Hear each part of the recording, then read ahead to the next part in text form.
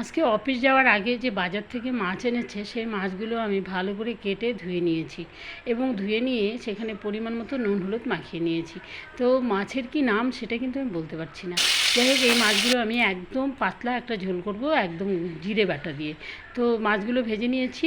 সেই তেলের মধ্যে আমি 1 চামচ গোটা জিরে, একটা টমেটো 4 ফালা করে দিয়েছি এবং একটা কোয়াশ, একটা কাঁচা কলা দিয়েছিলাম। কোয়াশ আর কাঁচা কলাটাকে আমি হলুদ জলে ভিজিয়ে রেখেছিলাম, কারণ কাঁচা কলার একটা কষ থাকে। তারপরে সেই সবজিগুলোতে পরিমাণ মতো নুন হলুদ লঙ্কা গুঁড়ো দিয়ে একটু কষিয়ে নিয়ে ঢেকে দিয়েছি কিছুক্ষণের জন্য। তারপর শিলনোড়াতে চলে এসেছি, 3টা কাঁচা লঙ্কা তোমরা দেখেছো বেটে নিয়েছি।